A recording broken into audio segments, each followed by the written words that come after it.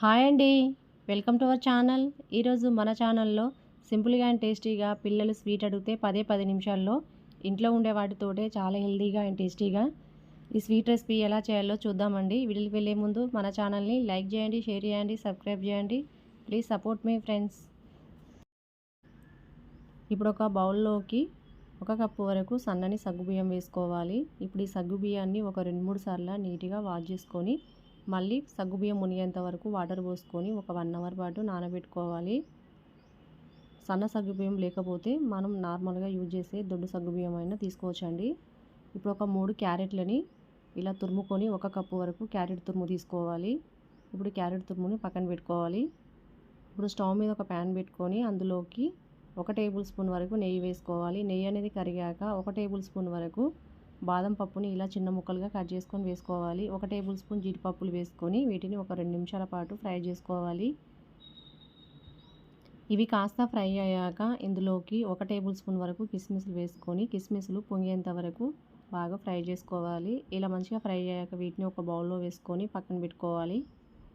ఇప్పుడు అదే ప్యాన్లోకి మరొక స్పూన్ వరకు నెయ్యి వేసుకొని మనం ముందుగా పక్కన పెట్టుకున్న క్యారెట్ తురుము వేసుకొని ఒకసారి అంతా బాగా కలుపుకుంటూ ఒక 2-3 నిమిషాల పాటు బాగా ఫ్రై చేసుకోవాలి.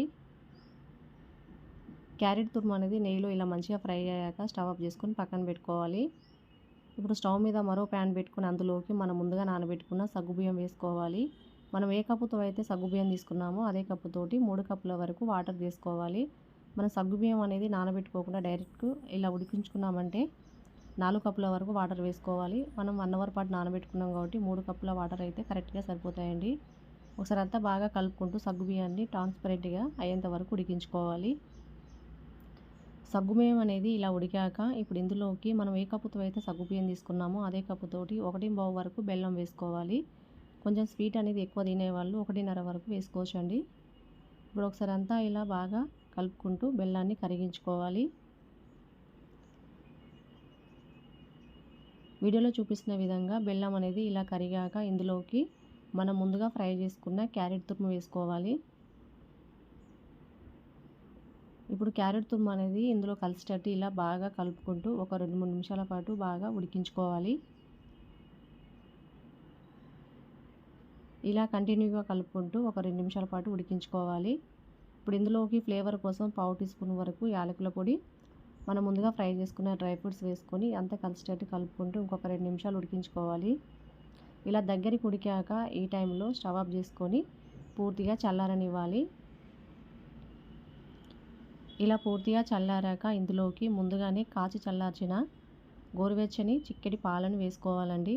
వేడి పాలను అస్సలు వేయొద్దు. మనం బెల్లం వేసాం కాబట్టి విరిగిపోయే ఛాన్స్ ఉంటుంది కాబట్టి పూర్తిగా చల్లారిన తర్వాతనే పాలు అనేది ఒక 1/2 లీటర్ వరకు కాచి చల్లార్చిన పాలను వేసుకొని ఒకసారి అంతా బాగా కలుపుకోవాలి.